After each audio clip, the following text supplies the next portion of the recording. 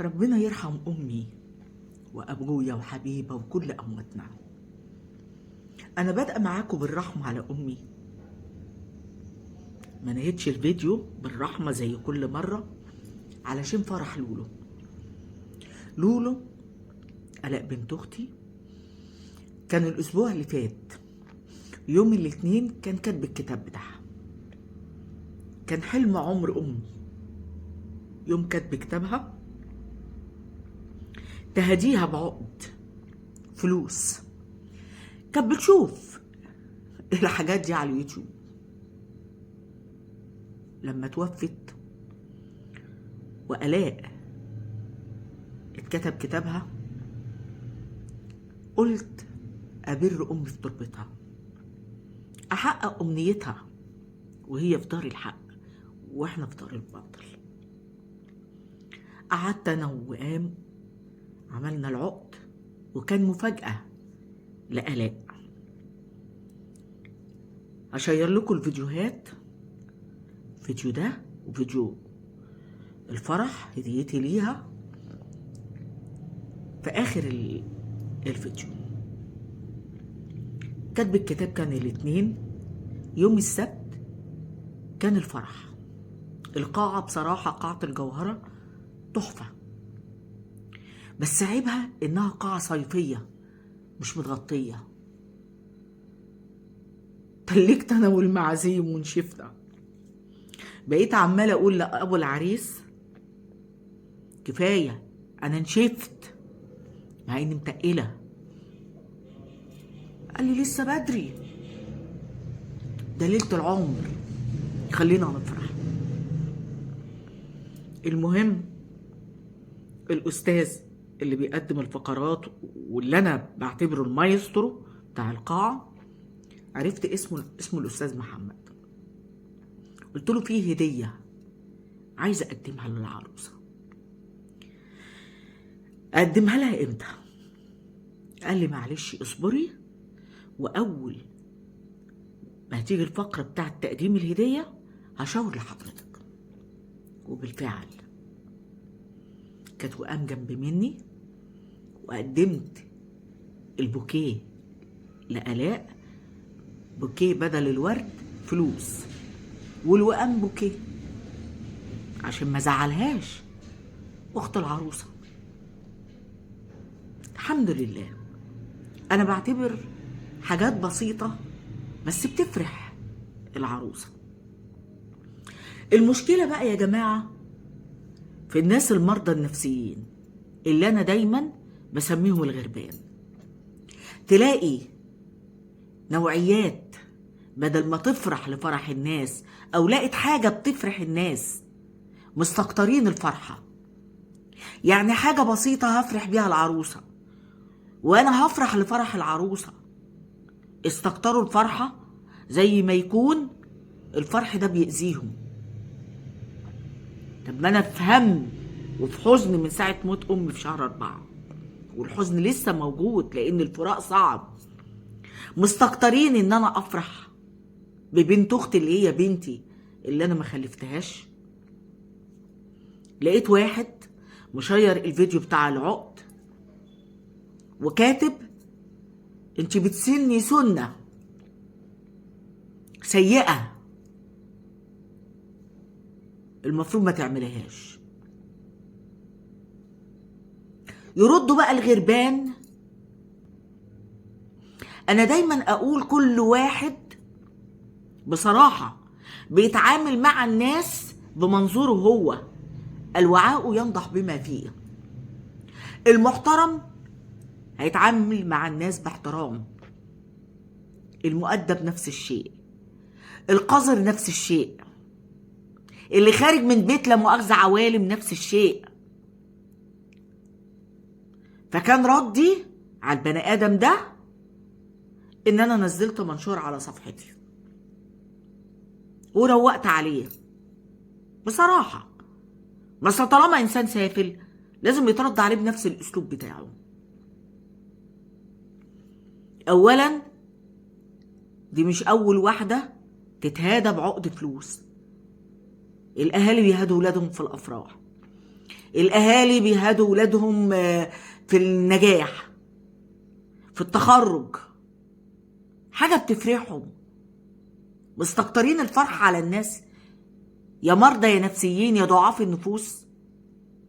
ده لما بلاقي حد بيعمل حاجة بتفرح حد تاني بقول ربنا يفرح قلبه دنيا وآخرة ويكتر أفراحهم وأفراحنا كلنا. رسولنا الكريم عليه الصلاة والسلام بيقول لنا حب الأخيك ما تحبه لنفسك. مش طول ما انت قاعد تنقد. انا بقى بصراحة عيب يا جماعة حاجة، زي ما انا ما بحبش انقد حد، ما احبش ان حد يجي عارفين يتعدى حدوده عليا. بصراحة مبدئي في الحياة، المحترم جزمته فوق راسي من فوق، قليل الادب لا مؤاخذة بالجزمة اللي في رجلي، ملوش عازة عندي، الطبلية اللي بيحطها يشيلها. طيب انت ما كانش عاجبك العقد، ادينا عملت بوكيه ليها وبوكيه لاختها. تبقى تفتح بقك انت وامثالك. الغريبه بقى البيه اللي قاعد على المكتب وقدام منه طقم الماس. طب ما انت بتتفشخر يا مريض يا نفسيا بالطقم اللي قدام منك. ايه السواد اللي جوه الناس دي؟ ما تسيبوا الناس تفرح. مستكترين على الناس لحظه فرح، لحظه ضحك. معرفش انتوا ايه رأيكم يا جماعة في النوعيات دي؟ قابلكم في حياتكم نوعية سماوية حقودة زي دي؟ انتوا عارفين والله لو كانت الامكانيات كده تسمح معايا اكتر من كده كنت اديت له بنت اختي البوكيه وكنت عملت لها عقد فلوس عارفين بطول الفستان بتاعها. بس معلش بقى الامكانيات ما سمحتش.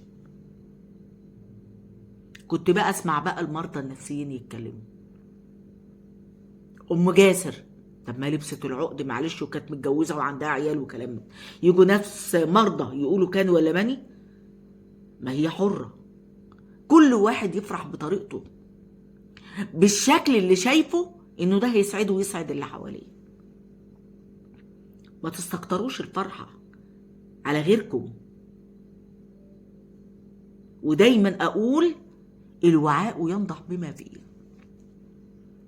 كل واحد في الخصومة او في النقد بيبين اللي جواه. انا عن نفسي لو اختلفت مع حد في يوم من الايام في رأي او في اي موضوع عمري ما تعدى حدودي في الاختلاف، بل بالعكس ده انا بقدر الشخص في غيابه قبل حضوره. والله زي ما بقول لكم، لان في غيابه لو اغتبته له ملك يرد عليه، ودي تبقى اسمها غيبه ونميمه. وانا ابويا وامي رحمه الله عليهم ما ربونيش على كده، ربوني على الصراحه، ربوني ان انا اقول رايي. كتير بيزعلوا ان انا اقول رايي بصراحه، يقولوا لا ما تقوليش، اللي يزعل يزعل معلش. طالما انا دايما اقول ما بغضبش ربنا سبحانه وتعالى ثم ضميري، خلاص القافلة تسير. اللي يتكلم يتكلم. اوريكم بقى فيديو كاتب الكتاب لحظة تقديم العقد، وادعوا لي كده ربنا يكرمني بحد كده يلبسني عقد زي ده يا جماعه. مش لاقي حد من ولاد اخواتي خالص يعمل لي يكش عقد بجنيهات، انا راضيه. وبرضه لحظة تقديم البوكيه لآلاء ولوئام. ربنا يفرح الجميع. لحظة الفرحة اللي شفتها في عين آلاء وأنا بهديها لحظة حلوة قوي بجد. ربنا يفرحها ويسعدها في حياتها هي وجوزها خالد، شاب زينة شباب سلامنت. بصراحة شاب محترم مؤدب متربي تربية كويسة. باباه الحاج لطفي زين مربى، ومامته الحاجة أمل. ناس ونعمين، نسب حلو قوي. آلاء بنت أختي كنت دايما أقول لها لو عندي ولد ما كنت سبتك من إيدي، كنت جوزتك ابني، لأنها بنت كيوت كده في نفسها، رقيقة. عارفين أنا بعتبرها ملكة. علشان كده وأنا بقدم لها البوكيه والله يا جماعة وطيت على إيدها بوستها، وده ما يعبنيش لأنها في نظري دي بنتي وحياتي وملكة قلبي. فكان أقل تقدير وأقل تعبير أنا كأن ما كانش في حد خالص في القاعة وأنا واقفة قدام الملكة. ألف مبروك يا لولو انتوا وخالد، ربنا يسعدكم ويهنيكم ويفرح كل البنات يا رب العالمين، ويرزقهم بالأزواج الصالحة، ويرزق الشباب بالبنات الصالحات يا رب العالمين.